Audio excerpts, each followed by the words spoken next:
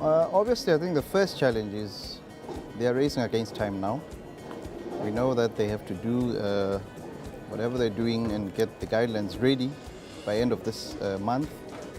And they have obviously their own interests, each one of them. And they need to harmonize, come to a point where all their aspirations are harmonized. And they know the expectations out there. The world is looking at them because climate change is really affecting, particularly the constituency that I represent, farmers. They're already feeling the pinch and they want to see tangibles on the ground. And for us as observers, we can only participate by perhaps putting pressure because, as you know, with the Paris Agreement, there isn't much scope for agriculture there. But only recently we've received an avenue through the Coroniva Joint Work on Agriculture. That is where we're making our input, and we feel that we're the ones who are affected and we have the experience, we know what has to happen.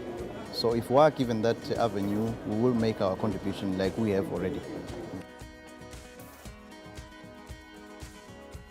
We have support from one of our partners called NORAD, where we have been able to engage with our members to sensitize them of what is happening around them in relation to climate change and what is expected of them as ground implementers, what their governments have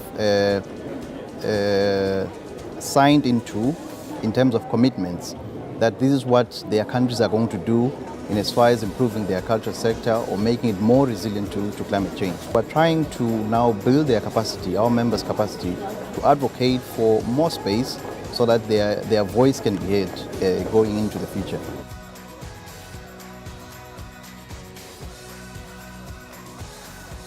Agriculture is worse affected by climate change, and again, agriculture can play a major role in mitigating the effects of climate change. So what we are anticipating is, as countries go back to redo their NDCs or improve their NDCs, they should bring the farmers on board, because this should not be like an initiative that is only taken by the national focal point. Where sectors are involved, they should all come together and do what we believe should be co-creation instead of just consulting. So if it touches on agriculture, we need our farmers to come on board so that their views can be heard, their voice can be heard, and then their aspirations are also taken on board because they are the ground implementers.